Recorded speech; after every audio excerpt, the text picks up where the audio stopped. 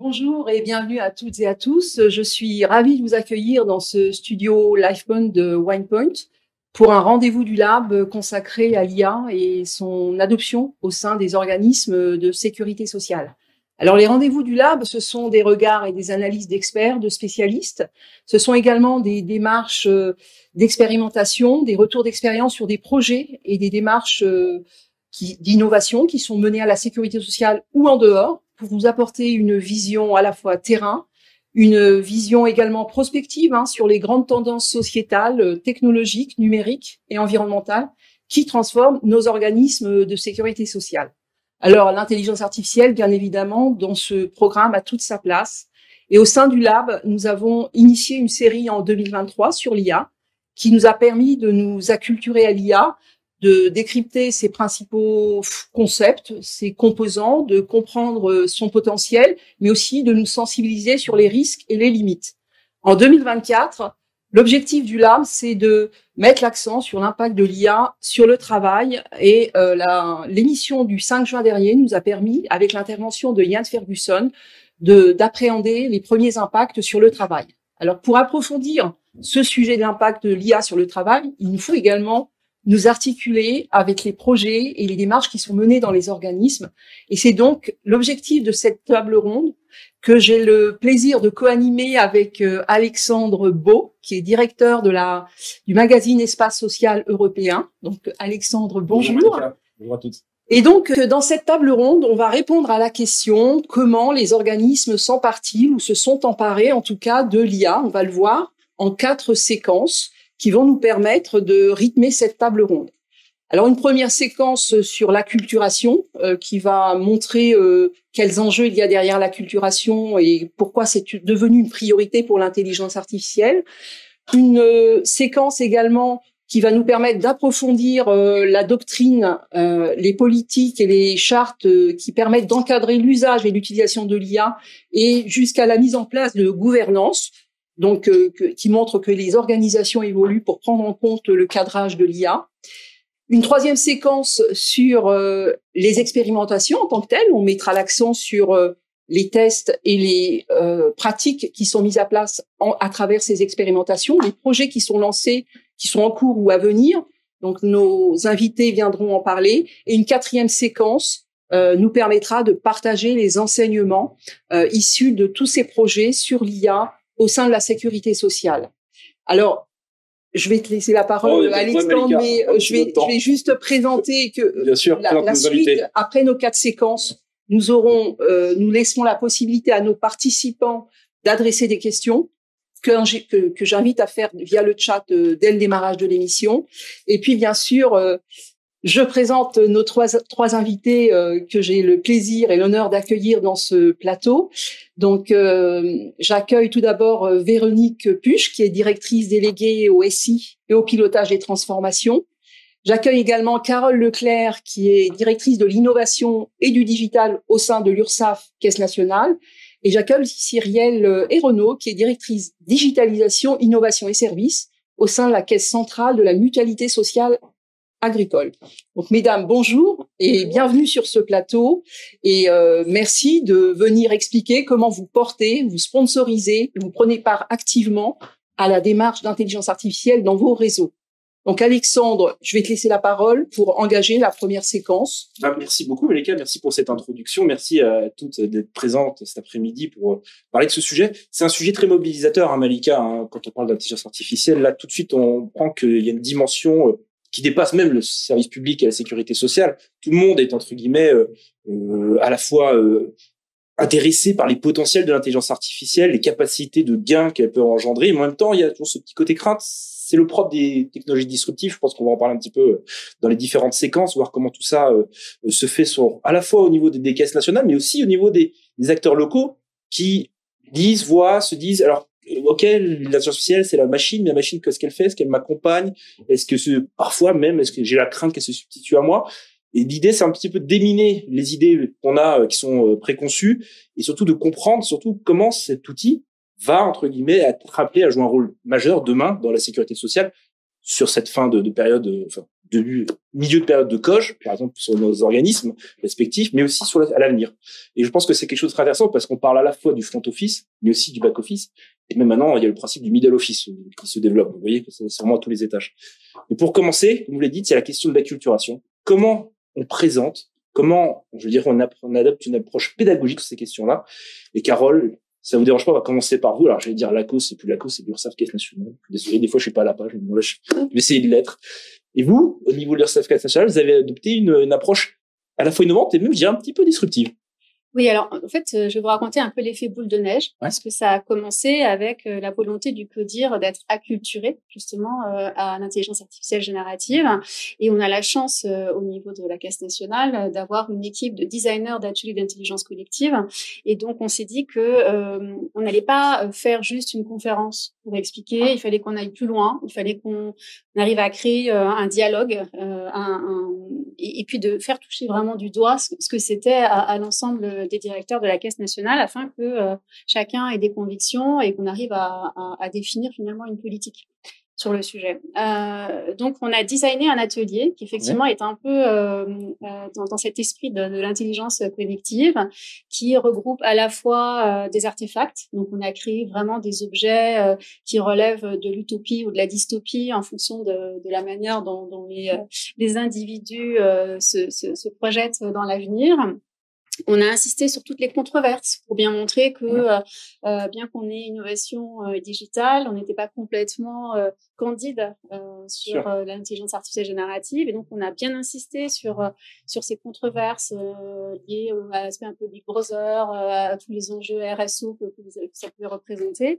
C'était une inquiétude vraiment chez vos interlocuteurs? Alors, c'était une inquiétude, oui, parce qu'on a un CODIR qui est vraiment sensibilisé à ces sujets. Donc, pour nous, c'était important de montrer qu'on avait un petit coup de recul et qu'on ne prenait pas tout comme une vitrine merveilleuse.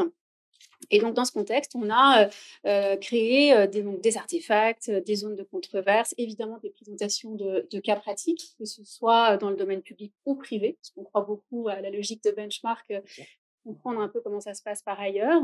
On avait recueilli un premier niveau d'idéation chez les collaborateurs qui s'étaient intéressés au sujet. On avait mis un bar à prompt pour que vraiment chacun puisse s'approprier. Et c'est là où c'est intéressant parce que on se dit, ChatGPT est ouvert à tous, donc évidemment, tout le monde y est allé. Et dans les faits, c'est pas le cas. Ou dans les faits, les gens y vont, mais l'interrogent comme Google, parce qu'il faut qu'on se rend compte qu'il y a quand même du travail pédagogique à faire sur l'usage de ces nouveaux outils.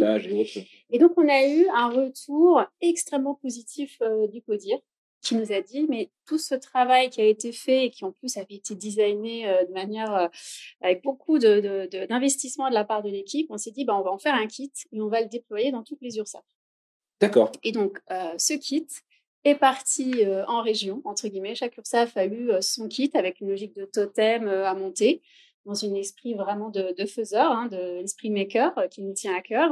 Et donc, ensuite, chaque URSSAF a déployé cette exposition auprès de ses collaborateurs volontaires, dans la plupart du temps, et même au-delà, puisqu'elles ont invité leur conseil d'administration, elles ont invité des préfets, etc. Donc, ça a fait vraiment boule de neige. Il y a une appétence des gens sur le terrain pour aller voir justement cette exposition. Et oui, en fait, parce que c'était nous, ce qui nous tenait à cœur, c'était vraiment de créer une exposition qui était palpable, c'est-à-dire qu'on manipule des objets pour créer aussi un petit peu de rupture avec ce sujet qui est très conceptuel, qui par définition donc est numérique.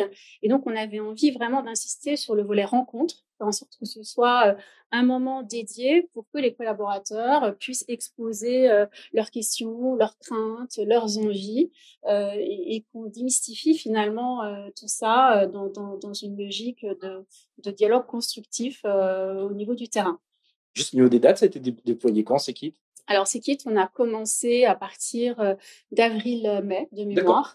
Et on s'était fixé pour objectif de clôturer tout ça d'ici la fin de l'année, ce qui n'est pas facile parce qu'on a des demandes. Nous, on a effectivement des organismes de sécurité sociale qui sont venus la voir chez nous. Hein. On a eu la chance d'avoir la CNAF, la CNAM, l'UPENS très prochainement.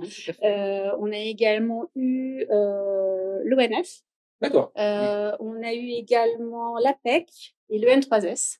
Donc voilà, on voit que ça présente de l'intérêt. On a encore des demandes et la vraie difficulté pour nous, ça va être de dire à un moment, on arrête parce que les contenus deviennent un peu obsolètes et c'est un domaine où ça va très très vite.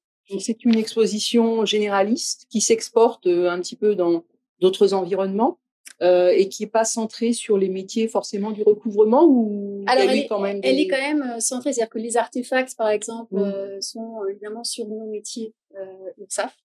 Mais globalement, on a quand même toute une partie qui permet à des personnes qui ne sont pas URSSAF de se projeter, de comprendre ce que c'est, de comprendre cette notion de controverse, d'avoir ce benchmark, cette visibilité sur les cas d'usage, ce bar à prompt. Donc, on a facilement 3/5 de l'exposition qui, de toute façon, présente un intérêt pour n'importe quel public. On en a décliné une version en ligne pour permettre aux gens de revenir sur tous ces contenus, parce que ça fait beaucoup de contenu à appréhender sur 2 heures d'atelier prévu.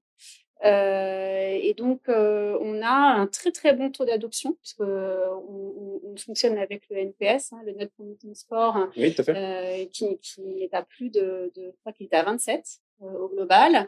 Et on a quand même, sur la base du volontariat, dans quasiment toutes les URSSAF, au final, à date, on a un collaborateur sur 3 qui a vu l'exposition. Ah oui, c'est quand même un beau taux de fréquentation. Ça fait plus de 5000 collaborateurs URSSAF qui se sont intéressés à ce sujet.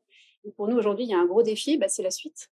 Parce qu'on a mis le pied à l'étrier, on a démystifié le sujet, mais on voit, et c'est bien naturel, que l'adoption ne se fait pas non plus de manière instantanée suite à ce premier niveau de compréhension. Et finalement, il va falloir qu'on revienne. Ça nous met la barre très haut parce que cette exposition, elle crée finalement beaucoup d'enthousiasme et d'attente sur ce qu'on pourrait faire par la suite. Merci beaucoup, Carl. On va se tourner sur votre collègue de gauche. Donc, le curseur de gauche là. Votre gauche à vous, hein, pas la mienne c'est à droite. Voilà, c'est la table ronde qui veut ça. Cyril, du côté du régime agricole, qu'est-ce qui a été mis en place? J'imagine que vous aussi, vous avez beaucoup travaillé en amont auprès des différents publics de la caisse centrale, mais aussi des mutuelles locales. Oui, merci beaucoup Alexandre de nous laisser justement la possibilité de pouvoir traiter ce sujet. Alors, je dis on parce que mon collègue, notamment Yannick Puget, devait être là. En fait, on est vraiment en binôme avec la DSI pour porter ce programme et pour porter d'ailleurs tous nos sujets d'IA. Et je pense que d'ailleurs, c'est vraiment un facteur clé de succès important sur tous ces projets-là. Donc, je tenais à introduire par ce propos. En effet, c'est un programme qui a vraiment concerné à la fois les organismes centraux, hein, donc IMSA, la Caisse centrale, mais aussi en fait le réseau qui a été très associé. Et on va pouvoir y venir. Donc, c'est un programme qui a été mis en place, en fait, suite à 2 constats. Et je pense que tous les managers qui nous regardent aujourd'hui doivent pouvoir, en fait, les partager. Ils sont nombreux, on l'a dit. C'est à la fois, en fait, une forte demande. Hein. L'IA, c'est très médiatisé. On se pose beaucoup de questions, finalement, comment elle va intégrer nos métiers demain. Et en même temps, une forte hétérogénéité, excusez-moi, de la demande, puisqu'en fait, on a des personnes très acculturées, déjà, potentiellement, qui utilisent d'ailleurs l'IA déjà dans leur quotidien. Et donc, ils se demandent pourquoi ça met du temps, des fois, à arriver aussi. Et puis, d'autres personnes qui sont beaucoup plus en besoin, en fait, d'informations, beaucoup plus en questionnement, parfois avec quelques inquiétudes aussi. Et donc voilà, on a fait ce constat-là et on a fait le choix de d'abord acculturer en effet nos cadres dirigeants. L'idée, c'était de pouvoir se dire, on répond rapidement en fait à tous les questionnements des équipes, des caisses, de l'ensemble des caisses. Un premier écrémage, quoi. Un premier niveau, en tout cas, de sensibilisation, avec l'idée d'élargir rapidement. Il faudra le dire, on travaille avec l'URSSAF d'ailleurs sur le sujet, j'y viens. Il faut la terre blanche. Et donc, on a commencé par un recensement des besoins, en fait, pour être certain d'être vraiment pertinent sur cette acculturation qu'on allait mener auprès de nos cadres dirigeants. On s'est également fait appuyer par des experts du sujet qui sont venus compléter nos compétences internes, puisqu'on a aussi, notamment côté de l'informatique, des gens qui sont très passionnés par le sujet et qui s'y connaissent bien. On a mis en place une newsletter aussi mensuelle. Alors, l'idée de cette newsletter, c'est vraiment aussi de poursuivre cette acculturation, de pouvoir apporter un regard nouveau à chaque fois, en fait, en tout cas, aborder différents angles de l'IA et maintenir cette dynamique. On a aussi fait une formation spécifique pour nos directeurs généraux. Et puis, on intervient en fait très régulièrement dans les séminaires justement des cadres dirigeants et on fait un séminaire métier spécifique sur ce sujet. Quels thèmes vous abordez un peu dans ces thèmes, sur ces points un peu spécifiques? Eh bien, on essaye d'être un peu large, justement, c'est-à-dire, qu'est-ce que l'IA? On a débuté par là, déjà, qu'est-ce que l'IA générative? Puisque, en fait, l'IA, finalement, c'est pas vraiment nouveau, hein. On en parle depuis les années 70. Ce qui est nouveau, c'est en effet cette IA générative, les potentialités. Il y a quelques mois, on pouvait, par exemple, pas encore poser des questions, générer de la voix. Maintenant, c'est quelque chose qui nous semble assez, finalement, logique. Donc, on y aborde ça. Qu'est-ce que l'IA? Les fonctionnalités? Quelles sont les nouveautés de l'IA générative? On essaye aussi de mettre des éléments de benchmark, bien sûr, si on voit des choses qui sont faites par nos collègues, et puis des éclairages aussi sur les différents articles qu'il peut y avoir, ce type de table ronde. On relaiera très certainement cette table dans notre newsletter. Donc, on a fait cette première phase d'acculturation et puis là, on est vraiment dans un élargissement. Donc, on intervient aussi auprès de clubs RH, de clubs managers qui touchent là l'ensemble de notre réseau. Et on a bien l'intention de poursuivre. Alors, à la fois, en fait, avec l'intégration de formation dans nos catalogues, puisqu'il y a cette forte demande, en fait, d'avoir des formations aussi aux outils d'IA. Et justement, on est en lien avec l'URSSAF pour voir comment on pourrait décliner cette belle exposition. C'est quelque chose qui est très demandé aussi par nos agents, de pouvoir, en fait, mieux comprendre cette IA. On travaille également, peut-être pour conclure, sur la documentation partagée. Ça, c'est quelque chose qui nous a semblé important, qu'on a vraiment construit avec notre réseau, justement. Donc, un position paper, et je crois que ça fera l'objet d'une prochaine question, donc je garde le sujet. Et je garde un peu sur Exactement, une charte éthique et puis une charte de gouvernance, mais surtout aussi des éléments de langage qui soient partagés, en fait, qu'on a construit là aussi avec des personnes du réseau et qu'on a testé avec certaines caisses pour avoir aussi un discours qui soit harmonisé. Donc, c'est quelque chose qui a été vraiment bien accueilli dans le sens où ça a été très co-construit, c'était très demandé. Et puis, on voit quand même qu'on a, et justement, avec votre question sur la newsletter, ce challenge parce que finalement, l'IA bouge vite, les gens ont envie d'être formés rapidement. Et donc, comme Carole le disait, on essaye toujours de revenir, en fait, sur l'IA. Les documents sont vite obsolètes, en fait, et d'être toujours au goût du jour. Donc, ça, c'est notre grand challenge et on l'aborde avec enthousiasme. Merci beaucoup. Véronique? Alors, Véronique, j'étais pas là, mais je crois qu'en 2023, vous avez présenté un petit peu quelques éléments au lab sur tout ce qui était acculturation de la branche retraite sur ces questions-là. Alors, est-ce que vous pouvez rappeler peut-être à nos spectateurs qui n'étaient pas là à l'émission de 2023, ils ont tort, on ne sait jamais, il n'est jamais trop tard pour réparer les torts, nous représenter un petit peu les éléments, la démarche qui a été introduite donc depuis maintenant un peu plus d'un an et de voir, comme on l'a dit, on a besoin constamment de mettre à jour, d'updater, d'adapter en fonction à la fois du public et des réalités maintenant de l'IA sur le terrain. Alors c'est vrai qu'en novembre 2022, quand ChatGPT a été mis à la portée finalement de tout le monde, hein, du grand public, c'est vrai que c'était pas une découverte forcément pour les fonctions ici, mais pour autant là ça devenait un objet qui pouvait être manipulé par tous et par toutes. On s'est du coup assez rapidement emparé du sujet. On est parti on s'est associé aux expérimentations qui étaient lancées par l'État, avec la DITP et puis la DINUM, notamment sur la réponse à l'insatisfaction client. Donc je donne mon avis. Donc on est parti avec plusieurs caisses sur ce sujet, sur la première brique Albert, ce qui a permis déjà de nous familiariser, en tout cas de familiariser.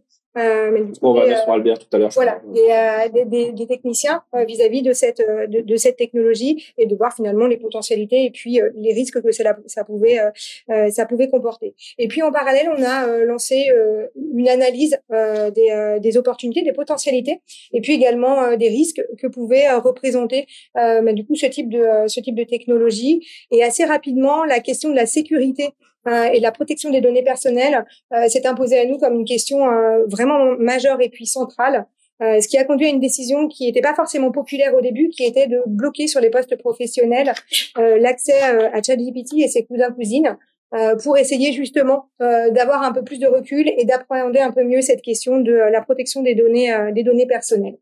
Du coup, en parallèle, on a quand même lancé une expérimentation. L'objectif, c'est vraiment tout de suite d'attaquer vraiment par une expérimentation. Donc, on a lancé à l'été 2023, en étant accompagné, une expérimentation qui a embarqué environ 60 testeurs qui étaient issus des 12 directions nationales de la caisse de l'assurance retraite caisse nationale, et on a testé environ 160 cas d'usage qui nous ont permis, au travers des premiers enseignements, de clarifier notre stratégie d'acculturation et puis de déploiement, et qui a conduit à une décision à l'automne 2023 de déployer du coup pour les 14 000 salariés de la branche retraite une IA générative de type généraliste, et puis de lancer une campagne de sensibilisation à la sécurité, et puis de travailler également en parallèle sur des expérimentations, sur des cas d'usage plus ciblés avec des IA plus spécialisés que des IA de type ChatGPT, donc de type généraliste. Yannick, si je peux vous permettre,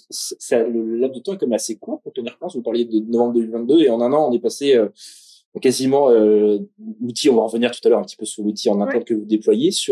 Il y a une appétence extraordinaire au sein des organismes, des gens qui se sont mis. Et entre guillemets, la petite vient en mangeant, et progressivement, vous êtes monté en charge peut-être plus rapidement que prévu, parce que voilà, tout était, entre guillemets, en fait, c'était un peu les deux, c'est un peu comme l'évoquait Cyril. C'est vrai qu'il y avait, alors, il y avait une forme d'engouement, ChatGPT, qui est arrivé. Ça avait le goût un peu des premières fois, et donc, tout le monde voulait y aller, c'était un engouement collectif, et puis après, donc, il fallait répondre aussi à cette forme d'enthousiasme, et en même temps, on avait une préoccupation majeure qui était la sécurité, la protection des données. On voyait qu'on ne pouvait pas donner toutes les informations à ChatGPT. On devait aussi cadrer cet aspect de la sécurité, tout en ne bridant pas du coup les souhaits d'expérimentation, et puis en facilitant la prise en main aussi, puisque l'enthousiasme et les appétences c'est une chose, et puis après il y avait aussi toute la professionnalisation pour arriver à écrire un prompt pour permettre d'interagir avec finalement un outil qui pouvait être un peu nouveau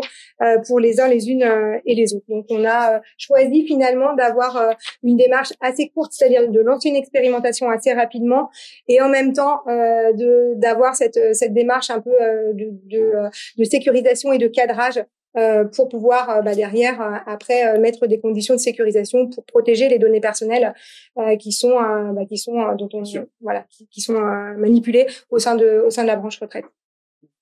Malika, je voulais poser une question sur ce. Non, mais je m'interrogeais sur justement l'adoption et la réception de ces programmes vis-à-vis des collaborateurs. Donc, dans la branche recouvrement, c'est un tiers, c'est ça, des collaborateurs. Qu'en est-il finalement des autres? Est-ce que ce type d'acculturation va être généralisé ensuite pour l'ensemble du personnel? Vous pouvez répondre toutes les trois, je pense. Alors, nous concernant, nous, on est sur ce premier volet, on était vraiment sur la base du volontariat, et on va donc décliner sur d'autres types d'acculturation qui seront sur la base du volontariat et qui seront peut-être effectivement intéressantes au-delà du tiers qui a déjà été sensibilisé. Et après, d'une manière générale, nous, de toute façon, ce qui nous semble essentiel, c'est au-delà de la question du chat généraliste. Si on va sur des projets d'expérimentation d'IA sur des sujets spécifiques, on aura de toute façon ce principe de formation préalable à l'usage. Prérequis comme pour démarrer une expérimentation. D'accord. Je sais pas, vous voulez peut-être ajouter, Cyrielle ou Véronique? Tout à fait ce que dit Carole, c'est-à-dire que notre objectif aussi, on est plus dans une phase d'élargissement qui a déjà été fait au niveau de l'URSSAF, et c'est ce qu'on espère aussi faire grâce justement à cette exposition. Après, oui, c'est en effet de toute façon la culturation large, aussi le fait des acteurs du dialogue social, le fait de nos élus, parce qu'on a un régime mutualiste. Voilà, donc c'est vrai qu'on essaye là d'élargir et de vraiment toucher l'ensemble de nos agents.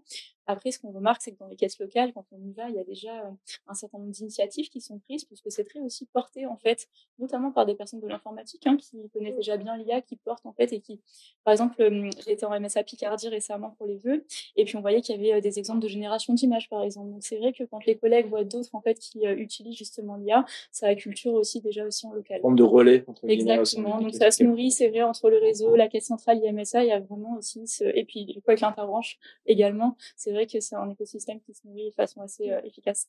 Donc pour rebondir sur la question de Malika, vous êtes plutôt satisfait, sachant que vous étiez toutes sur une démarche volontaire, des premiers retours que vous avez et du taux déjà de l'intérêt de la démarche, après ceux qui sont allés encore un peu plus loin dans l'acceptation et l'utilisation. Oui, et puis on pourra en parler aussi, je crois que la preuve par l'usage, en fait, finalement, quand on commence à utiliser l'IA, c'est ça finalement qui est aussi le plus convaincant, généralement. On va y venir quand on va évoquer justement les expérimentations. Je pense que la pratique est une façon d'acculturer. Donc, on a bien vu qu'au niveau de l'assurance retraite, d'ailleurs, vous aviez commencé par le test. Et donc, l'acculturation peut prendre plusieurs formes. On va passer peut-être à la deuxième séquence de notre table ronde. Il y a encore, je sais qu'il y a beaucoup de choses à dire sur l'acculturation, mais si l'on veut traiter tous les thèmes, donc sur la gouvernance, la doctrine pour encadrer les règles d'utilisation de l'IA. Donc, c'est aller un petit peu plus loin dans la maîtrise à la fois du potentiel de l'IA, mais aussi des risques et des limites. Véronique en a parlé aussi tout à l'heure. Donc, je vais m'adresser à Cyrielle. Cyrielle, au niveau de la Mutualité sociale agricole, vous avez défini un document de position paper. Pouvez-vous nous dire comment il a été développé, défini et ce qu'il contient et à qui il s'applique? Oui, bien sûr, ok. Donc, c'est un document, là aussi, qui a été vraiment construit collectivement, à la fois donc, avec IMSA, notre réseau, le métier, et puis également qui fait suite aux échanges qu'on a pu avoir avec les acteurs sociaux, nos élus. Donc, c'est quelque chose qui nous a pris du temps aussi. On voulait vraiment y consacrer aussi ce temps-là pour pouvoir le finaliser de manière très coordonnée. Il fait suite à une étude d'opportunité qu'on a rendue fin 2023 sur l'ensemble des cas d'usage potentiels qu'on pourrait avoir au sein de la MSA. Donc, on a identifié entre 30 et 40 environ, à la fois des cas de premier niveau, on va dire, sur des fonctions qui semblent aussi aujourd'hui assez simples et logiques de l'IA, et puis également des cas beaucoup plus complexes. Par exemple, quand on pense à l'aller vers, la lutte contre le non-recours aux droits, ou par exemple la cybersécurité. Récemment, j'ai découvert justement que l'IA pouvait corréler en fait des événements qui peuvent sembler isolés finalement pour agir très rapidement. Donc voilà, on a des cas comme ça plus complexes en effet qui doivent être très encadrés. Je sais qu'on y revient aussi après. Et ces cas d'usage, ils couvraient vraiment différents domaines. Donc on s'est dit, et c'est un peu ce que disait Véronique tout à l'heure, je pense, très rapidement, on s'est dit, voilà, comment on s'interroge sur nos ambitions, dans quel cadre on veut y aller, comment on souhaite se positionner par rapport à l'IA, puisqu'en fait, c'était très large. Et c'est ce qu'on fait tout à l'heure. Et donc, le parti pris qu'on a pris, c'est de se dire qu'en fait, l'IA, c'était vraiment un outil, finalement, peut-être un assistant, peut-être un super assistant demain, mais pour nos agents, au service de nos agents et pour mieux rendre le service, finalement, à nos adhérents. C'est quelque chose qui est très important pour nous, ce qui signifie, si on reformule, que ce sera vraiment un outil. Elle ne sera pas en autonomie, en fait, face à nos adhérents, en tout cas pas à date. C'est vrai que la proximité, c'est aussi quelque chose qui nous tient vraiment très à cœur. C'est vraiment dans l'ADN. Je sais, Alexandre, que vous connaissez bien la MSA. C'est vraiment dans notre ADN. On est très présent sur les territoires. 666 points d'accueil, 100 France Service qu'on porte quasiment maintenant. Et donc, du premier au dernier kilomètre, finalement, notre idée phare, c'est vraiment qu'on retrouvera bien un agent MSA. Donc, il y aura toujours une interface humaine, entre guillemets, avant d'avoir affaire à la machine. Et si je puis dire, ça sera intégré au poste de travail, ce sera une aide en fait pour nos agents, mais il y aura toujours une validation humaine et il y aura toujours un contact humain pour nos adhérents, et ça c'est vraiment quelque chose qui nous tient très à cœur. L'idée de l'IA aujourd'hui pour nous, c'est vraiment gagner ce temps d'interaction humaine. Comment demain en fait je peux gagner du temps pour traiter peut-être des dossiers qui sont plus complexes, pour avoir ce temps justement avec l'humain, et puis pour pouvoir aussi accompagner des situations sensibles. Et aujourd'hui dans nos parcours de vie, on en connaît aussi. Donc voilà, cette logique-là, elle peut s'appliquer vraiment à tous les domaines, finalement, qu'on parle de l'informatique, du support, du métier. Donc c'est ça qui est important pour nous. Mais peut-être dire qu'au-delà de ce position paper, qui vraiment en effet pose ces principes-là de comment on utilise cette technologie de manière qui soit en effet responsable, éthique, sécurisée aussi, et on l'évoquait aussi tout à l'heure, ça ne se suffit pas à soi-même. C'est-à-dire qu'on a travaillé aussi sur d'autres documentations, notamment une charte de gouvernance. Donc nous, on est sur une gouvernance qui est fédérée, c'est-à-dire que on laisse les expérimentations libres au réseau. Et il y a des caisses qui ont débuté des expérimentations en propre, mais en revanche, on les coordonne, on offre ce cadre en fait qui soit sécurisé, parce qu'il y a quand même un certain nombre en effet d'enjeux sur la data, sur les enjeux RSSI, sur la RGPD, etc. Et donc ça nécessite aussi d'avoir cette coordination et ce cadre qui soit précisé. On a travaillé aussi une charte éthique, ça nous semblait le prérequis à tout travail sur l'IA. Et puis, en effet, des consignes d'utilisation déjà, en fait, pour les caisses qui commencent à utiliser les outils. Là aussi, quand on discutait avec mes collègues, on se rendait compte que c'était une pratique commune qu'on avait. Et dans la charte de gouvernance, donc vous définissez le fonctionnement de cette gouvernance aujourd'hui Oui, alors c'est une gouvernance qu'on est en train d'adapter aussi, parce qu'on se rend compte que finalement les demandes là aussi sont assez florissantes, que certaines caisses commencent à expérimenter des choses. Donc on a mis en place notamment un copil, donc un copil à la base qui était plutôt informatique, métier, et puis là on est en train de l'ouvrir justement au réseau pour pouvoir justement bien coordonner ces expérimentations. Et lorsqu'une caisse souhaite lancer une expérimentation, on l'accompagne. Donc, on la rencontre, on discute, on met en lien avec les acteurs qui sont identifiés, donc le juridique, le RSSI, etc. pour pouvoir accompagner. Merci Cyrielle. Donc on va voir maintenant avec Carole comment se décline la doctrine de l'IA au sein de la branche recouvrement et comment se met en place la gouvernance de l'IA également. Alors nous, effectivement, comme je le disais tout à l'heure, on a vraiment construit cette exposition Explore l'IA pour acculturer le CODIR, afin que le CODIR puisse définir cette doctrine. C'est-à-dire que très vite, on a eu le sentiment qu'on avait besoin de poser un cadre pour finalement expliquer à tout le monde comment on allait travailler sur ce sujet et être rassurant sur un certain nombre de points. Le premier point pour nous, c'est cette question de la primauté, de la supervision humaine. C'est-à-dire qu'effectivement, il nous semblait très important de rappeler, notamment nous, sur tous les domaines opposables, qu'on ne serait pas les clés à l'IA générative sur des sujets qui pouvaient nous impliquer le plus entre guillemets. Donc ça, c'est vraiment un sujet qui pour nous est déterminant et qui a pour objectif de rassurer finalement le réseau sur le fait que effectivement on n'est plus dans une logique d'assistance que de complémentarité, je dirais même. De complémentarité. Alors dans certains cas, mais en tout cas, on voit bien qu'il y a de plus en plus de sollicitations de la part des usagers de manière omnicanale. Il y a un moment, à effectif constant, il faut trouver des solutions pour absorber ces flux. Et donc, il y a vraiment besoin de travailler sur ces deux jambes, que sont le conseiller, évidemment, mais aussi de l'intelligence artificielle, parce que on a aussi des publics qui ont envie de se connecter en 24/7, qui ont envie d'avoir une réponse rapidement à une question qui n'est pas compliquée et qui ne nécessite pas d'avoir une interaction avec un humain. Donc, on est vraiment là pour compléter ça. Donc, une fois qu'on a posé ça et qu'on a rassuré un certain nombre de personnes, on avait d'autres éléments qui, pour nous, sont essentiels. C'est cette notion d'autonomie stratégique, entre guillemets. On voit bien que ce sont des sujets sur lesquels il y a quand même des gros enjeux technologiques, de potentiel fuite de données, etc. Donc, travailler dans des environnements qui sont souverains, favoriser des modèles open source, garantir le fait qu'on va développer des compétences en interne au niveau de la DSI, au niveau des métiers, que finalement ce sujet ne soit pas uniquement un sujet de prestation, mais bien des acquis de compétences qui forcément vont prendre un peu de temps. Mais pour dire que voilà, on a cette ambition aussi de recruter des profils qui sont experts sur ces sujets pour maîtriser ce sujet et ne pas être uniquement consommateur de l'IA générative.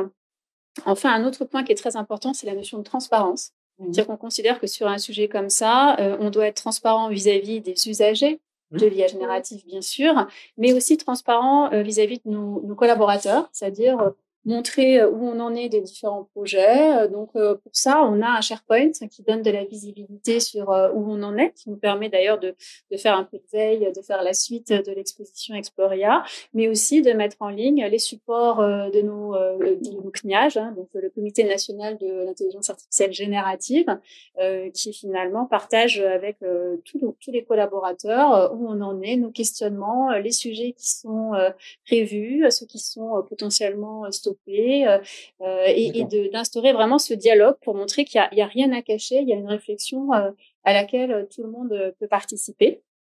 On a évidemment aussi cette thématique de la soutenabilité environnementale, c'est-à-dire qu'on a conscience quand même quand on parle d'intelligence artificielle générative que on est sur des moteurs qui sont très consommateurs et c'est quand même assez effrayant. Et donc, comment on peut installer une notion de frugalité? Comment on peut comparer des technologies qui, pour des sujets donnés, nécessitent pas de sortir le gros modèle qui est complètement surdimensionné par rapport aux besoins. Donc ça nous tient à cœur et c'était important dans une stratégie RSO de montrer que on n'allait pas opposer nos engagements RSO avec cette volonté d'aller sur l'IA générative. Et puis enfin, c'est de rappeler qu'on est d'abord et avant tout dans une démarche expérimentale, c'est-à-dire qu'on va tester des choses avec cette volonté vraiment d'y aller progressivement, avec minimum 6 mois, 1 an d'expérimentation, avec une évaluation qui sera vraiment sur 360 degrés des sujets, donc y compris l'impact sur l'emploi, l'impact sur le sens au travail, c'est-à-dire que tous ces éléments-là doivent être vus pour être sûr que finalement ça soit un soutien, un assistant et non pas quelque chose qui vide de sens un métier. Comme entre guillemets un gadget système d'information qui devrait marcher sur le plan. Exactement, voilà. Et donc, on peut ajouter à ça que dans cette doctrine, on insiste sur le fait que on doit venir répondre à des irritants. Donc, on va vraiment être dans une... Alors, certes, le Comité national de l'IA générative que j'évoquais, qui est composé du CODIR et de directeur d'URSSAF, a vocation à valider le fait qu'on aille sur telle ou telle expérimentation, parce que nous, on souhaitait les encadrer dès le départ. En revanche, c'est sur la base de propositions qui viennent du réseau. Donc, on travaille avec notre outil d'idéation Pépite, où n'importe quel collaborateur peut faire une proposition d'expérimentation qui doit s'appuyer sur un cas d'usage et qui doit nous donner finalement envie d'y aller, nous, au niveau du CNIAGE, parce que ça répond à une problématique métier bien spécifique et non pas un comité de direction qui dirait, tiens, on va travailler là-dessus, qui finalement serait peut-être un peu mal perçu en termes de déploiement vis-à-vis des collaborateurs parce que on n'aurait pas la conviction, la certitude que ça réponde à des attentes de la part des publics. J'ai peut-être juste une question, Malika, ou tu veux commencer? Vas-y. Non, mais je voulais remercier Carole pour son apport très intéressant. Donc, on voit bien comment peuvent se construire les chartes. Et je proposais de passer à la branche retraite. Mais si tu avais une question juste sur le SharePoint, on disait donc l'accessibilité à tous. Ouais. Est-ce que justement, vous avez eu des retours de gens qui n'étaient pas, entre guillemets, dans ces instances de gouvernance et autres, qui sont allés par curiosité, par conscience, sans les voir, ils se sont dit, ah, vous travaillez là-dessus, et vous avez dit soit soulever un irritant, soit poser une question, où globalement, il n'y a pas forcément derrière... Ouais. Alors, ce SharePoint, pour nous, à date, il est encore trop méconnu. C'est-à-dire qu'on a eu 2000 utilisateurs uniques. Alors, c'est déjà pas mal, 2000, hein, mais on aimerait bien en avoir davantage parce que pour nous, c'est vraiment un objet de dialogue potentiellement. Et donc, non, à date, on n'a pas vraiment de retour. Alors, il faut dire qu'on est vraiment encore en période d'appropriation et que les sujets sont pas encore complètement déclinés. Donc, on espère que ça va venir. Merci Carole. Désolé Malika, je voulais non, pas ce point de précision. Mais c'est très intéressant également. Donc là, on va approfondir l'échange pour voir comment justement doctrine et gouvernance se déclinent au sein de l'assurance retraite. Alors oui, c'est vrai que nous on a comme on avait démarré une expérimentation à l'été 2023 qui a donné lieu à une décision après de déploiement. Donc nous on est en plein dans un déploiement et donc préalablement à ce déploiement, on a souhaité effectivement sécuriser puisque la question de la sécurité était primordiale et on a donc en COMEX décidé d'adapter notre charte informatique qui est annexée donc au règlement intérieur et donc on a ajouté un paragraphe qui est commun avec les conditions d'usage des applications qui sont hébergées dans le cloud. On a considéré que les conditions étaient les mêmes et on avait déjà préalablement travaillé sur la classification de l'information.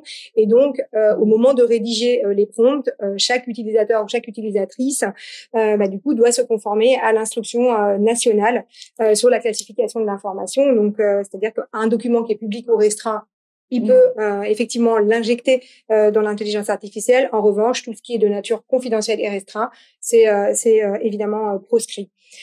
Du coup, c'est vrai que cette particularité de l'IA, on peut pas la bloquer. Donc, effectivement, on s'en remet à la responsabilité de chaque agent. Donc, on a aussi donc des modules de sécurité, donc qui sont obligatoires pour tout nouvel arrivant au sein de la branche retraite. Et pour autant, on va évidemment du coup les remobiliser régulièrement les collaborateurs et les collaboratrices pour qu'ils suivent du coup ces modules de sécurité. Et donc ce modèle national de charte informatique, on l'a finalisé, il a été diffusé donc fin août. Et donc chaque caisse va s'en emparer pour le décliner de manière régionale avec un passage au sein de chaque CSE, puisque comme c'est annexé au règlement intérieur. Après, c'est vrai qu'on parlait du suivi et puis du pilotage aussi de ces différentes initiatives. Alors nous, on a lancé plusieurs initiatives en parallèle. On a ce déploiement d'une IA générative, on a des expérimentations sur des IA plus spécialisées, des cas d'usage plus spécialisés. Mais en tout cas, sur toute la partie déploiement aujourd'hui, on a mis en place une communauté de référents sous l'impulsion des caisses du réseau. Et donc, on a des référents par caisse qui animent eux-mêmes une communauté de testeurs et ils ont accès à un espace de partage avec un kit d'accompagnement, les consignes de sécurité, du coup le pack pour les aider à accéder à l'IA, pour les aider aussi à rédiger un prompt pour que du coup il puisse être le plus efficient possible. Et il y a un espace d'échange qui est mis en place tous les 15 jours puisqu'on a prévu à la fin de l'année une grande séquence sur l'intelligence artificielle avec l'ensemble du réseau pour justement échanger sur c'est retour d'expérience, puisqu'ils ont déjà tous les collaborateurs et collaboratrices ont accès, mais pour autant, on voulait tester des cas d'usage tous métiers confondus. On part vraiment de cas d'usage, que ce soit le métier retraite, que ce soit la com, la dimension RH, la dimension informatique également. Et donc, dans le cadre de ce REX, de voir les cas d'usage finalement qui ont bien fonctionné, qui pourraient donner lieu, par exemple, à des fiches pratiques, pour être en appui à des collaborateurs ou collaboratrices peut-être un petit peu moins aguerris dans la communication avec l'IA.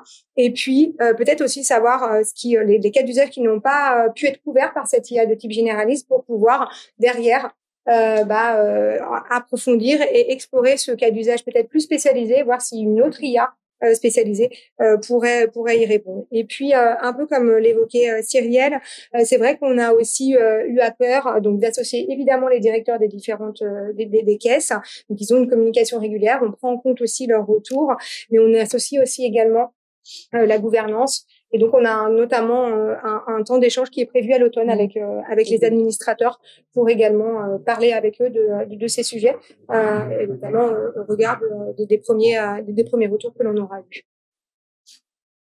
Véronique, vous avez un peu fait la transition indirectement sur l'étape numéro 3, qui est l'expérimentation et les cas d'usage, mais ça, c'est l'expérience, c'est le métier, comme dirait des médias.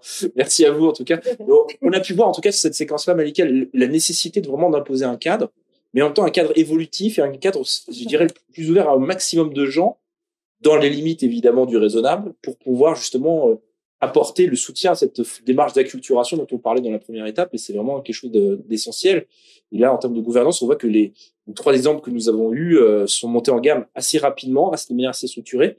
Pas forcément, ça je trouve ça intéressant comme démarche, de pas reproduire entre guillemets les instances de gouvernance qu'on connaît traditionnellement, les copies, les codir, on n'a pas fait copier-coller, c'est la même chose parce que le numérique ou entre guillemets le matériel c'est kiff bourricot. On a vu quand même que globalement on avait mis en place des choses adaptées, avec aussi toujours ce besoin du terrain, la validation, l'orientation des différentes caisses, et c'est vraiment quelque chose de très intéressant.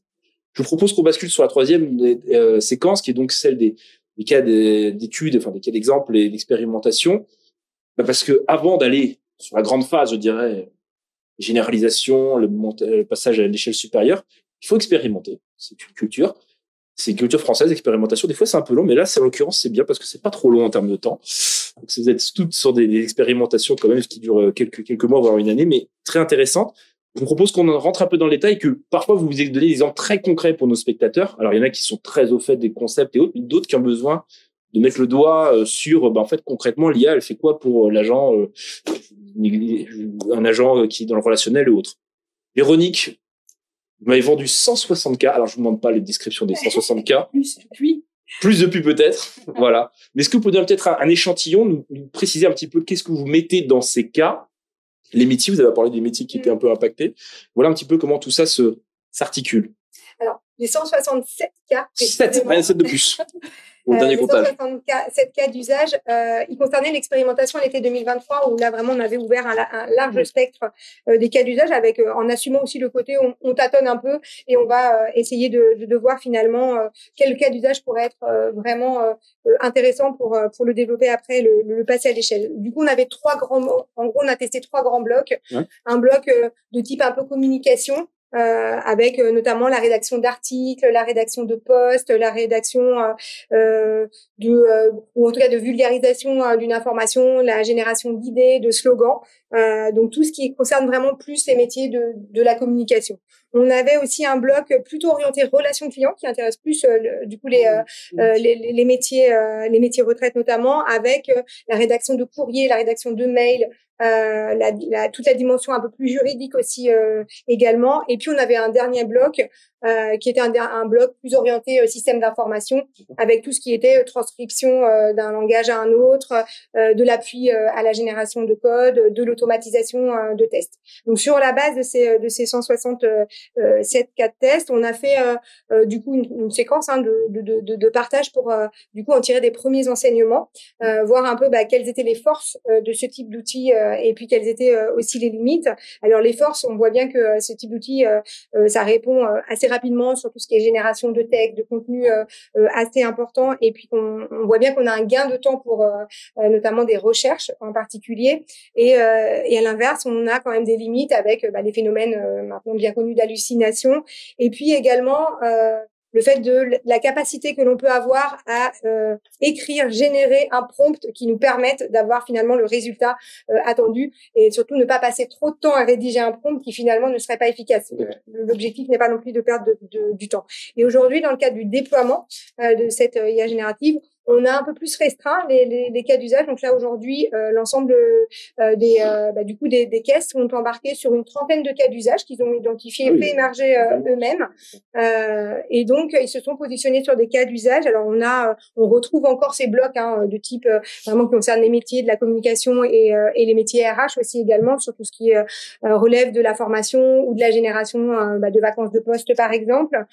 Sur les métiers retraite, on va tester tout ce qui est réponse de niveau 1, analyse de courrier, analyse de retour d'assuré aussi également. On va tester des cas d'usage peut-être un peu plus à la marge, comme des préparations finalement d'exercices du plan de continuité d'activité, ou alors des rédactions ou des restitutions d'instances formelles, des conseils d'administration par exemple, mais toujours avec la consigne évidemment de ne pas injecter de données confidentielles.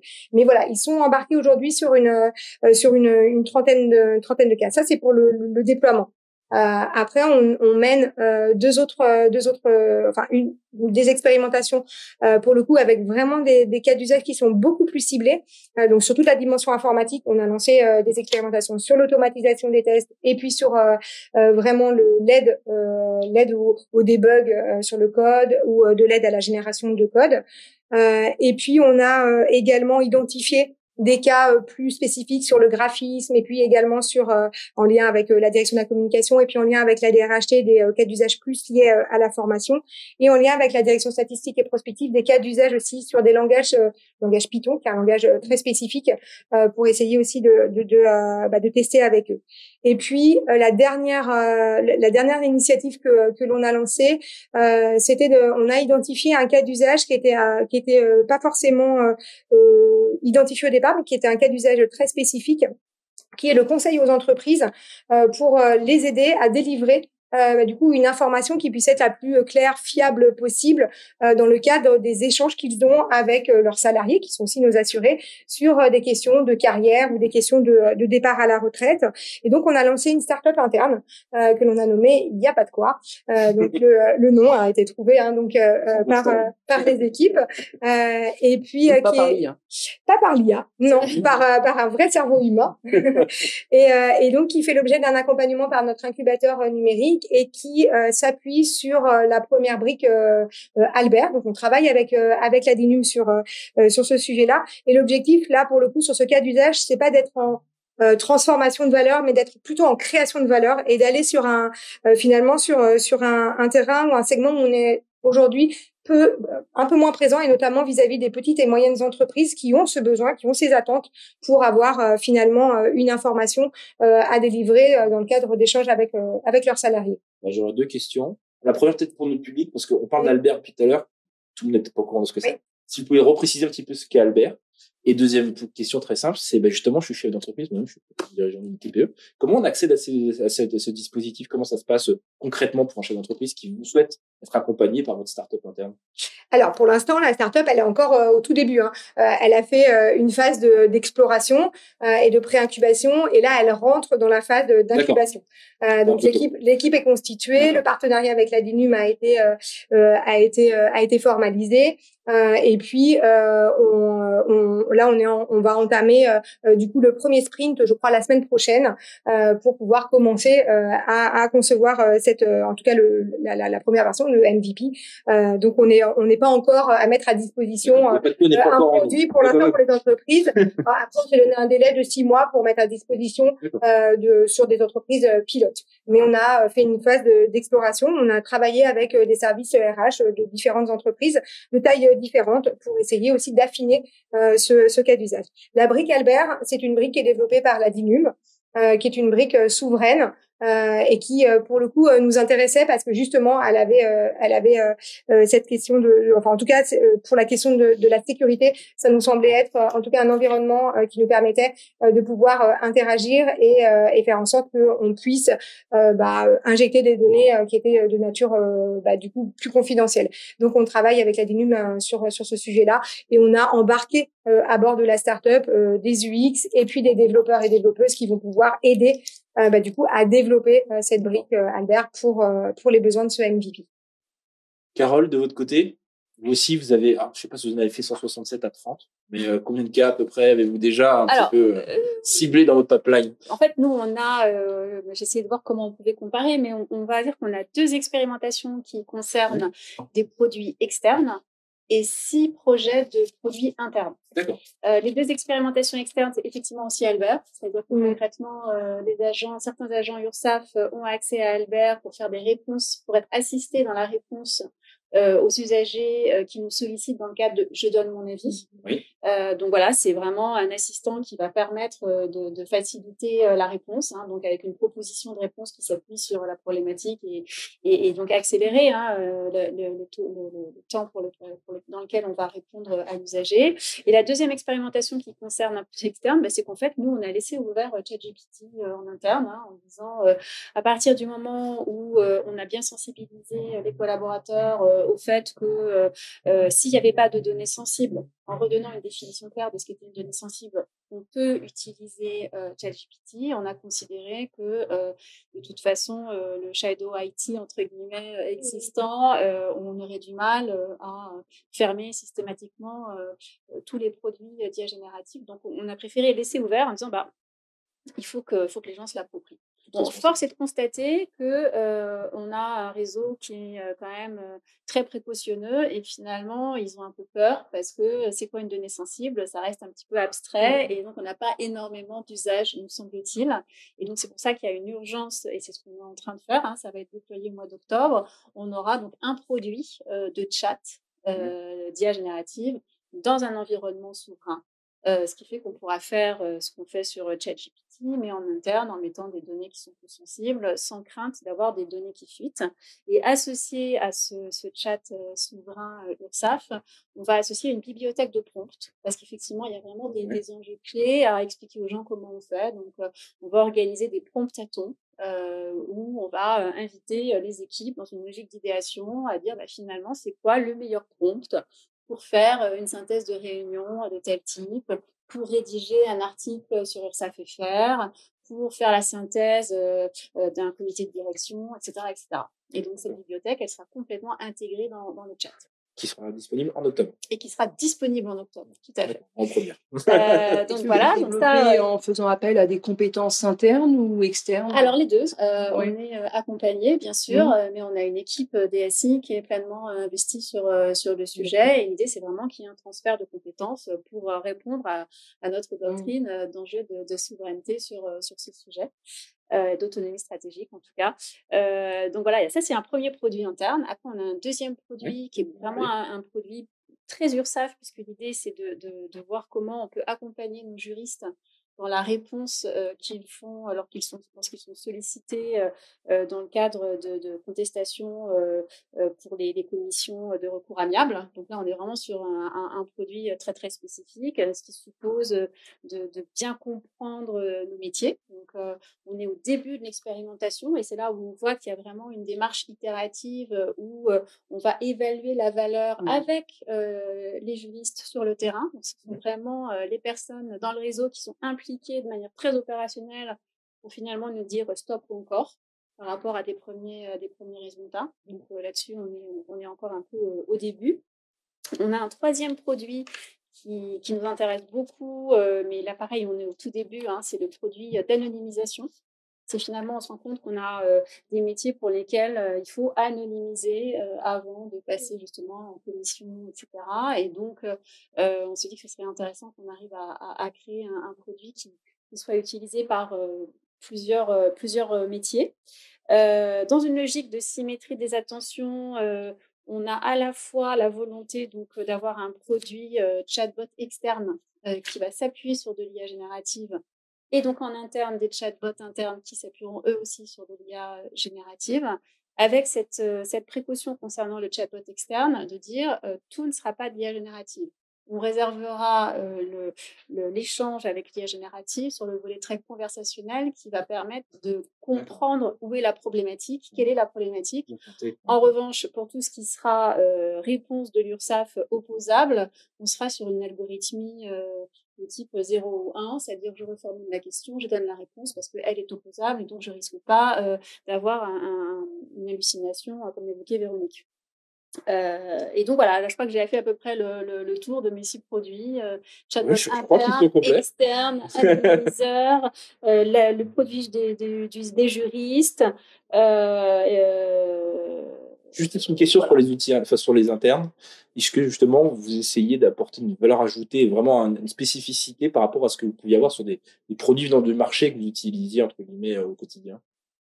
Là, dans le développement que vous avez, vous parliez du retour des experts métiers qui viennent renforcer, qui feront que le produit URSSAF, il collera à l'URSSAF, entre guillemets. Alors, en tout cas, ce qui est sûr, c'est que là, nous, sur le chat interne, on est sur un produit du marché, par exemple.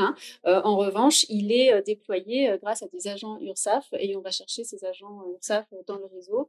Donc, le chef de projet est vraiment interne. C'est lui qui contribue à faire la supervision du bot, qui s'assure que le produit répond correctement. Donc, il y a vraiment une implication forte sur ces sujets. Merci beaucoup, Carole. Cyrielle? Oui, il y a beaucoup de choses qui ont été dites. On va voir qu'on s'y retrouve bien, à la fois dans les différents domaines qui étaient évoqués par Véronique, aussi sur JDMA, donc maintenant la plateforme SP+, par Carole. Donc, je vais pas tout répéter, je vais essayer de focus. On connaît Albert maintenant. Voilà, on connaît Albert. Non, mais je crois qu'en plus, on en reparle ensuite, donc je vais me contenir. Nous, en fait, comme je disais, on a surtout entamé des POC et puis on a fait quelques expérimentations qu'on va détailler. C'est toujours des POC en fait, qui sont faits aussi avec notre réseau et comme je le disais, il y a des expérimentations en caisse locale. On a surtout focus, et c'est là où je dis que je me retrouve bien aussi avec cette intervention et on voit qu'on a testé des cas qui sont similaires et c'est bien normal puisqu'on a des métiers quand même similaires. À la fois sur l'informatique, en effet, puisqu'aujourd'hui, c'est vrai qu'avec l'IA, il y a des potentialités qui sont offertes. On fait plus forcément du code de la même manière, à la fois dans la création de code, dans la reprise d'anciens codes ou dans le maintien applicatif. Donc ça, c'est des choses forcément qu'on a creusé au niveau de l'informatique. Au niveau, en effet, du juridique, nous, on a testé aussi beaucoup, et je crois que c'est à quoi tu faisais référence, la synthèse de texte juridique, notamment. Ouais. On voit bien que la réglementation évolue vite, elle est fournie, donc c'est des choses aussi sur lesquelles l'IA peut vraiment avoir un appui important. Le domaine RH, en effet, où ce qu'on a regardé, c'était la production, en effet, de fiches de fonction. C'était très intéressant. Sur un des premiers POC, justement, il a fait une fiche de fonction pour charger l'IA, pour voir ce que ça donnait. On voit que sur les nouveaux métiers, en fait, c'est très intéressant. Et puis, on voit aussi que l'IA, par exemple, peut vraiment être un appui sur la préparation des entretiens. Aujourd'hui, il y a des IA qui sont en capacité de faire matcher, en fait, à la fois la fiche de fonction avec des CV anonymisés. Et là aussi, nous aussi, on s'intéresse beaucoup à l'anonymisation des données. Et c'est vrai qu'on voit qu'il y a des choses qui peuvent être très intéressantes, toujours en appui, parce que ça n'empêche pas que la personne chargée de recrutement va analyser le CV, etc. Mais voilà, ça permet de générer, par exemple, en fait, très concrètement, un kit de questions qui vérifie l'adéquation, en fait, entre les attentes et puis le CV proposé. Sur la production de contenu, ça c'est en effet les sujets concernant la communication ou la rédaction de courrier. Là aussi, je prenais l'exemple tout à l'heure de la génération d'images à la MSA Picardie, donc très intéressant. Et puis j'ai un exemple très concret. En fait, on a fait notre projet d'entreprise là au sein de la Caisse centrale, donc c'était accompagné par l'innovation et c'était un beau succès parce qu'on a eu plus de 700 post-it qui ont été proposés en quelques semaines. Et là aussi, on a pu du coup tester l'IA sur ces sujets qui sont du coup anonymisés en plus. Et c'est vrai que ça permettait vraiment. Alors bien sûr, on a vérifié que ça correspondait bien aux idées, etc. Mais le résultat était quand même assez bluffant en fait, et c'était vraiment très intéressant. Ensuite, on y travaille aussi beaucoup sur nos bases de connaissances, donc à la fois sur le chatbot, je sais qu'on en reparle après. Là, on a testé sur le chatbot et surtout sur l'alimentation du chatbot, on en reparlera. Et puis, on a un produit qui s'appelle les portails essentiels. Ouais. Donc, en fait, la MSA, pour ceux qui nous regardent et qui auraient besoin de précision, on gère l'ensemble des branches de la sécurité sociale pour le monde agricole. Donc, forcément, ça fait beaucoup aussi de réglementation, de documentation. Et donc, là, on est en train de tester en fait un outil qui nous permet, en fait, un chatbot interne qui nous permet, en fait, quand l'agent pose une question très concrètement, de faire ressortir, en fait, tout de suite la bonne information et d'adapter, en fait, à la question qu'il a personnalisée. Donc ça, c'est quelque chose d'assez intéressant aussi. Et puis, on a testé beaucoup l'IA d'entreprise. notamment en fait via Teams Premium, la rédaction de compte rendu en fait. Donc là, tous ceux qui l'ont testé, je vois que on acquiesce tous, on l'a tous adopté, ou en tout cas nous, le test était terminé. J'étais très triste de rendre ma licence, donc c'est quelque chose en effet qui fonctionne très très bien. Et puis en cours, on a une expérimentation en effet avec l'ANCT et la DINUM dans les France Services sur le territoire de Poitou sur l'aide à la réponse justement. Et puis en effet sur la plateforme SP+. Sur donc le cas qui était évoqué par Carole, et on est en réflexion avec la DINUM aussi pour pouvoir expérimenter alors sur un domaine donné, sur un périmètre donné, mais sur la réponse au mail, toujours avec une validation agent, mais comment l'IA en fait peut proposer une première structure de mail, une première réponse. C'est quelque chose qu'on a testé via SP+, et là aussi on est assez convaincus. Donc on fonctionne toujours en fait par expérimentation, itération. Voilà, sur l'IA, c'est vrai qu'on y va aussi avec précaution, même si on y va avec joie. Et puis, dans un second temps, dire qu'on espère aussi, je l'évoquais tout à l'heure, aller sur des cas plus complexes qui sont vraiment prometteurs aussi. Donc, à la fois d'intégration des processus métiers, sur l'aller vers, sur la lutte contre le non-recours au droit. Donc là, on est vraiment sur des choses aussi qui touchent à la data. Donc, avec des enjeux importants de structuration de la data, disponibilité, fiabilité de la data. Donc, c'est des prérequis qui sont plus ambitieux. On voit aussi que c'est des sujets qui sont sensibles dans l'IA Act, et à mon avis à juste titre. Donc c'est des choses sur lesquelles on s'intéresse et on espère y aller, parce qu'ils sont prometteurs, mais on va dans un second temps, on avance avec pragmatisme sur le sujet. Sur la dernière séquence, Malika, je crois. La dernière séquence, donc je vais profiter de la dernière intervention de Cyrielle pour poser une dernière question à Cyrielle. Donc effectivement, vous pensez à d'autres cas d'usage peut-être plus intégrés avec vos SI métiers, mais donc c'est justement la transition avec la dernière séquence qui est le bilan de ces expérimentations et les enseignements.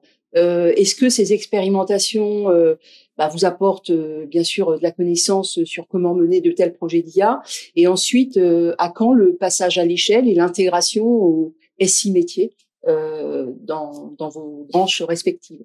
Donc je vais d'abord m'adresser à Véronique. Oui, alors c'est vrai qu'aujourd'hui on a encore un peu, on manque encore un peu de recul sur les gains et puis les ROI que peuvent apporter ce type de technologie, sachant qu'en plus il faudrait qu'on puisse définir aussi la manière dont on peut mesurer aussi ce ROI, qui est pas forcément toujours évident. La question de la sécurité reste encore une fois toujours prépondérante, donc ça reste encore un frein, de même que le coût aussi de ces technologies qui reste encore un frein. C'est vrai que c'est des outils qui sont extrêmement onéreux, d'où la nécessité aussi de bien cibler les cas d'usage pour que du coup on puisse investir sur des cas d'usage où derrière après on peut potentiellement imaginer avoir une qualité de service, ou en tout cas un accroissement de la qualité de service public que l'on peut et doit rendre. Mais du coup aujourd'hui on a déjà on distingue finalement deux voies opportunistes et puis deux voies d'application de l'IA générative, ça a été dit par Cyrielle et Carole, mais finalement nous les deux voies qu'on a définies, c'est une première voie qui est l'IA, c'est un assistant. Il vient au service des agents, il ne se substitue pas, mais il permet d'améliorer l'existant, il permet de simplifier des processus, il permet de réduire des irritants, et il permet aussi, en réduisant ces irritants aussi, de faire gagner du temps à un agent qui va pouvoir avoir plus de temps pour justement soit se consacrer à une relation client de proximité, soit des tâches à plus forte valeur ajoutée. Ça c'est la première voie possible, et en tout cas qui nous guide dans l'expérimentation des cas d'usage et la mise en place des premiers cas d'usage.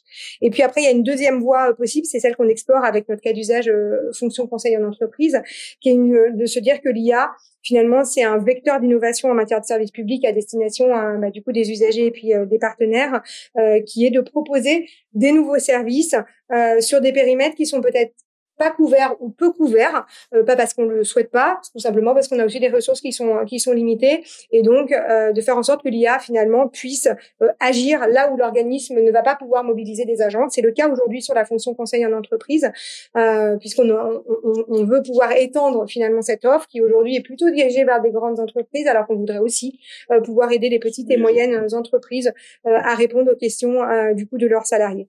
Du coup aujourd'hui, en tout cas les enseignements font qu'aujourd'hui on est plutôt sur une posture un peu humble et pragmatique, c'est-à-dire qu'on se dit que voilà, l'IA générative maintenant elle est vraiment très implantée, notamment dans la partie bureautique et dans les modalités de travail.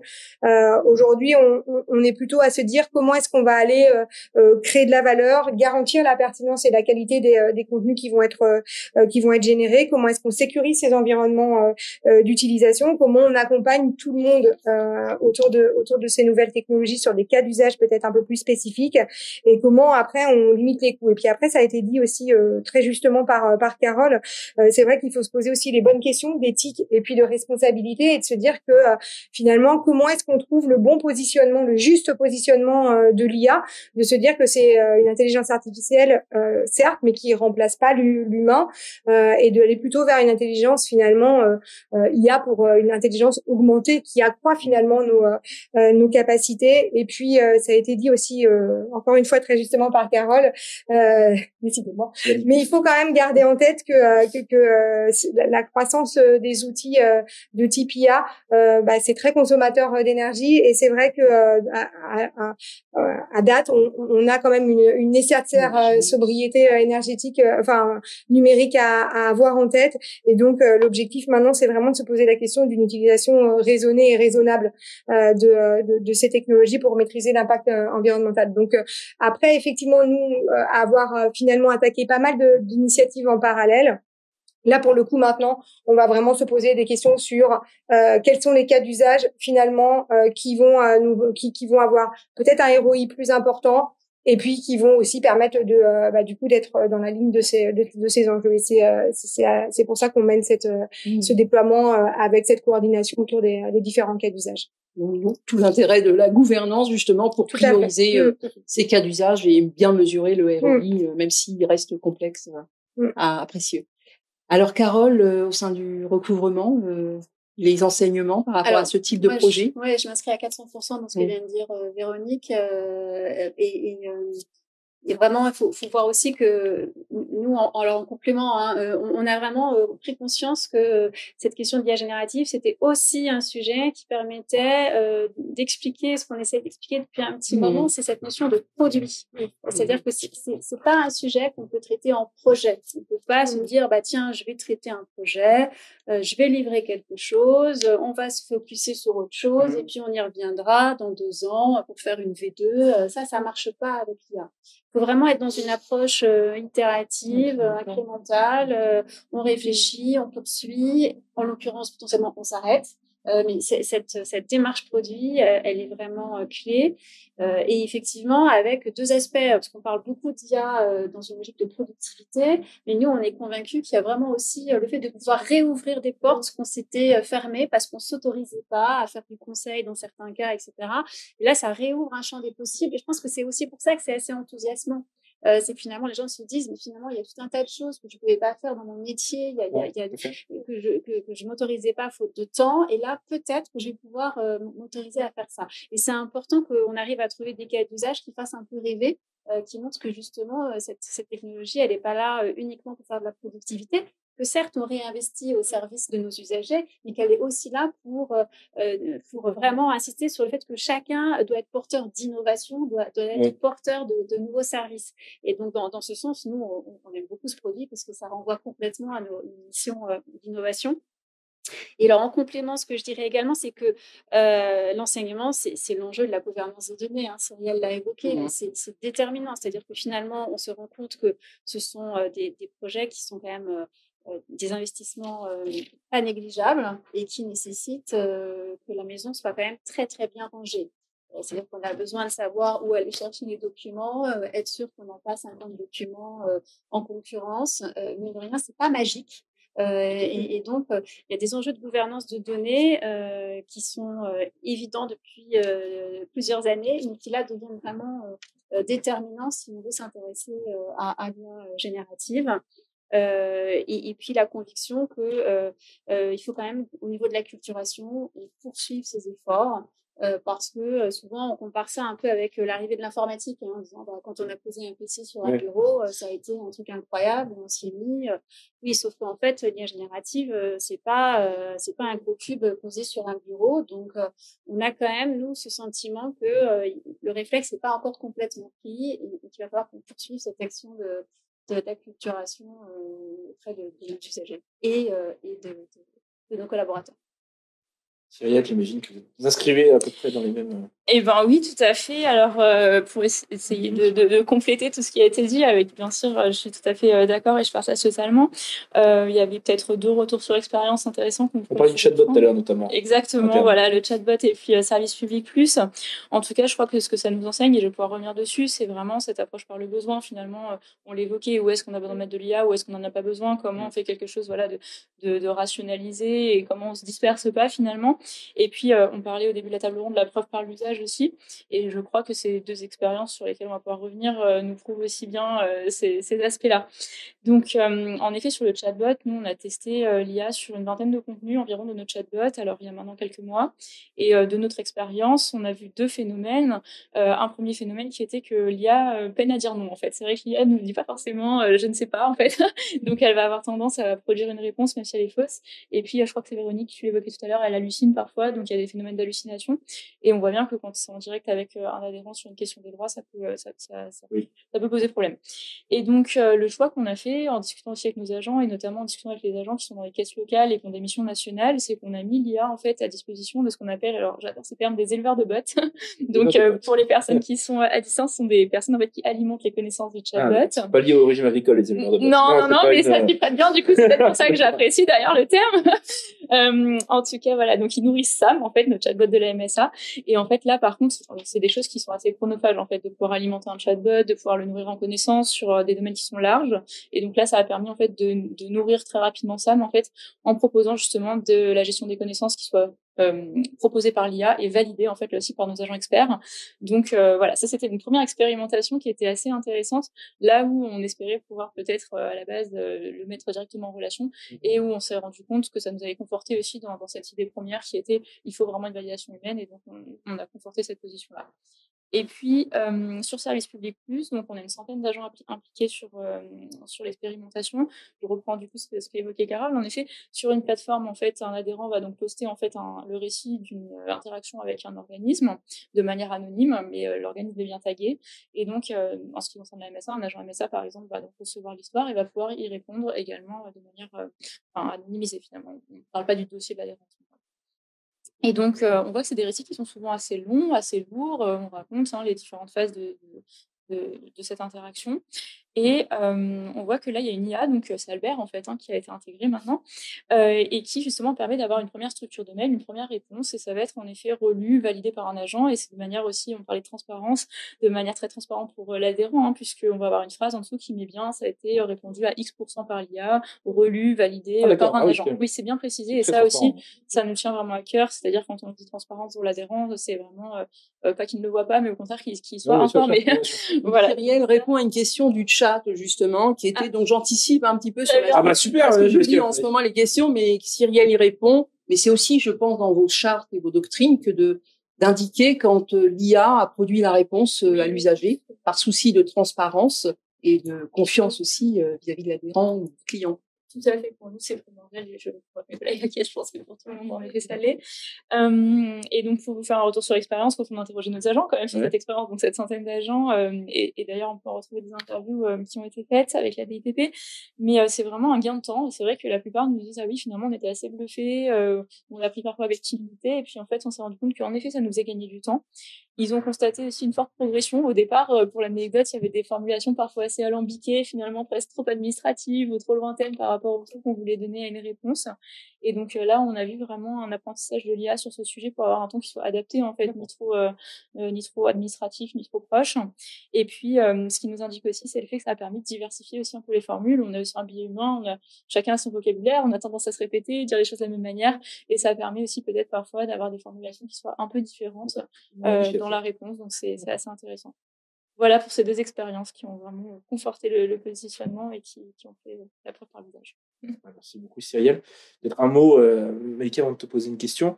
Je trouve comme qu'il depuis tout à l'heure, on sent quand même qu'il y a plusieurs éléments qui expliquent comment, entre guillemets, bien appliquer et monter en gamme sur les questions d'IA. On sent clairement que les organismes de sécurité sociale ont atteint une maturité interne qui leur permet c'est ce qu'on disait tout à l'heure, que les maisons soient bien rangées. J'ai bien aimé cette expression, parce que je trouve ça très juste. Et je trouve que c'est vrai qu'on se rend pas compte. Alors, j'ai un prisme un peu européen, et c'est pas seul européen, bonjour. Mais on regarde un peu par rapport à ce qui se fait ailleurs. On se rend compte que la France a peu de fois eu du retard. Mais là, non seulement on rattrape, entre guillemets, la moyenne, mais maintenant on le dépasse parce qu'on parle comme d'un pays de 67 millions d'assurés, quand même, voire un peu plus. Donc, on se rend compte on est monté très vite en gamme et très en ciblant. Et je trouve qu'il est intéressant dans notre débat, c'est que vous avez su mettre le curseur. On va vite, mais on va pas trop loin. Et ça, c'est vraiment très important. Et je pense que c'est vraiment ce qui vous caractérise toutes les trois, les projets que vous avez soutenus et portés au sein de vos organismes. Et ça, c'est vraiment une dimension très intéressante. Et Malika, on a parlé du régime général et de la régime agricole. Lucans aussi se mobilise sur ces questions-là, non? Oui, tout à fait. Donc, Lucans, qui a pour objectif, je le rappelle, d'étudier l'impact de l'IA sur le travail en relation avec l'Observatoire des métiers, a aussi pour projet de mettre en place une convention avec le Labor IA, dont le directeur scientifique est Yann Ferguson, pour justement accompagner cette étude, mais à partir des situations de terrain qui sont mises en place et dont nos collègues ont parlé durant cette table ronde. Donc, il y a ce premier projet interbranche qui sera porté par le Lab et l'Observatoire des métiers de Lucans.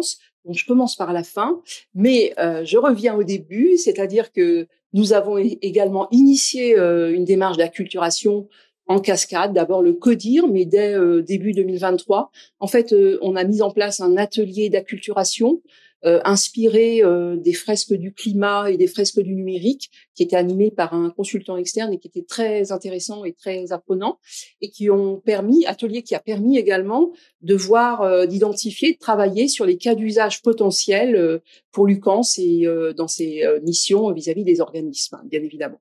Donc ça a été l'acculturation pour le CODIR, qu'on a renouvelé sous un autre format pour le conseil d'orientation. Donc c'est important, on l'a vu avec nos collègues, de sensibiliser, d'acculturer nos conseils, puisque les projets sont présentés devant les conseils également, et il faut qu'ils participent à ces transformations également. Et bien évidemment, l'équipe managériale et l'ensemble du personnel. On a organisé toute une journée du personnel dédiée à l'intelligence artificielle générative, en mixant apport théorique, intervention externe. Je crois que la retraite était présente aussi, j'en suis sûre même, et en mettant en place des ateliers pratiques pour faire des tests de prompt, et puis aussi en montrant les projets qu'on a lancés à Lucans, donc dès début 2023 également. Donc tout d'abord un prototype sur la fonction d'assistant juridique pour assister les juristes dans leur métier, sachant qu'on avait mené une réflexion auparavant pour l'optimisation de cette fonction et qu'on avait déjà, fin 2022, commencé à travailler sur l'IA sur ce sujet-là. Et donc, on a mis en place un POC qui a permis de montrer sa valeur sur un champ plus resserré, et puis aussi qui a permis de montrer qu'on gagnait du temps à rechercher et trouver l'information, et qui permet d'augmenter la recherche par l'IA et de produire des réponses. Donc, on va passer pour ce POC dans une deuxième phase, là en phase pilote, en étendant les sources et le périmètre de ce prototype qu'on veut inscrire dans l'environnement de travail des juristes. Une deuxième expérimentation à Lucans a été initialisée aussi durant l'été 2023, qui concerne la formation professionnelle, qui, dans le département innovation de cette direction, a voulu expérimenter les outils d'IA générative pour produire des contenus à vocation pédagogique, donc pour s'inscrire dans l'ingénierie pédagogique. Et donc, ils ont réussi à reproduire le manuel de sobriété énergétique qui avait été produit par les équipes de Lucans avec les instituts de formation, avec l'IA génératif, et ça a démontré sa valeur. Et ce projet, qui était plutôt inter-Lucans, prend une dimension interbranche, et les 1er et 2 octobre prochains, la DFP chez nous, la direction de la formation professionnelle, organise un marathon de la formation avec l'IA générative, donc pour essayer de rentabiliser en fait tout le process d'ingénierie pédagogique. Donc, il y a ces 2 expérimentations et puis on a travaillé également sur l'encadrement des pratiques. Alors, on a une doctrine qui n'est pas finalisée, mais qui a permis de formaliser les principes que vous avez évoqués, généraux, qu'on va retrouver sur les AI Act, les principes de transparence, les principes de protection des données à caractère personnel, principes de responsabilité humaine, environnementaux. Et on en a profité pour appeler les risques liés à l'IA, pour ensuite décliner des règles d'utilisation assez pratiques que les collaborateurs peuvent intégrer dans les outils. Alors, cette doctrine n'est pas encore généralisée et on espère aussi, comme l'a fait l'assurance retraite, alimenter notre charte informatique et notre règlement intérieur à terme. Enfin, ça va être avant la fin de l'année 2024. Donc voilà le programme de l'UCANS. Oui, tout à fait. Affaire à suivre. Plus tous les travaux du lab de sensibilisation et d'acculturation qu'on mène en interbranche en priorité. Justement, on a quelques minutes encore, quelques questions. Je rebondis sur ce que tu viens de dire, Malika, sur l'acculturation. Il y a une question qui est tombée sur... toutes les trois, vous vous sentez libre de répondre. Est-ce que justement, cette première phase d'acculturation, d'information, d'accompagnement, a levé les craintes dont on parlait tout à l'heure de voir certains métiers disparaître, où il y en a encore, entre guillemets, des personnes qui sont toujours, malgré tous ces efforts, ces discours, ces présentations, ont encore cette crainte-là? C'est quelque chose d'assez persistant chez vous ou pas? Celle qui se sent le plus à l'aise pour répondre là-dessus.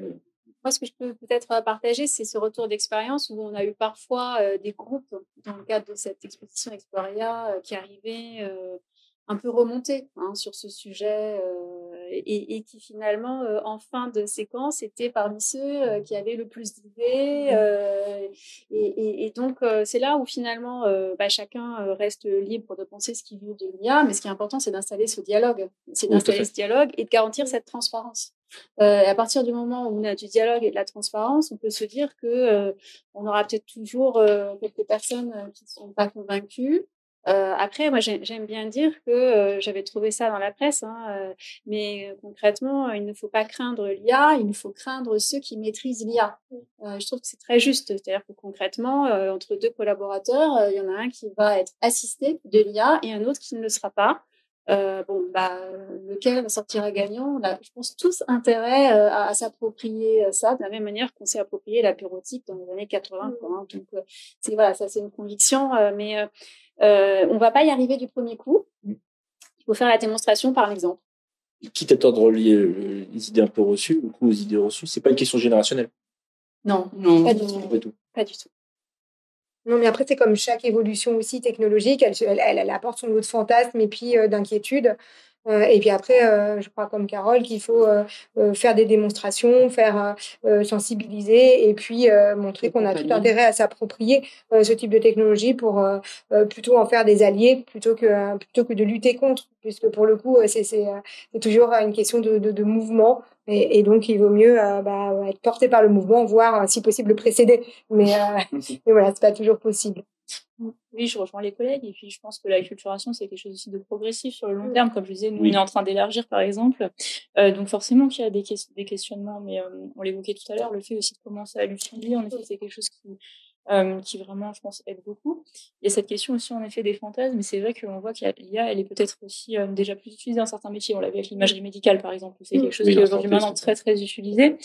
Et c'est vrai qu'il y a aussi ce fantasme de l'IA va peut-être détruire des emplois. Aujourd'hui, il y a des études qui montrent aussi qu'elle serait plutôt potentiellement créatrice d'emplois. Donc voilà, je pense que ça aussi, c'est un fantasme qu'il va falloir peut-être déconstruire, regarder, mais cette acculturation, en tout cas, elle doit se faire de façon concertée, co-construite sur le long terme, et forcément qu'il y a des inquiétudes, mais c'est aussi normal, et c'est normal aussi de pouvoir y répondre, et je partage tout à fait de dire ce qui est important aussi, c'est ce dialogue, et de pouvoir avancer tous ensemble.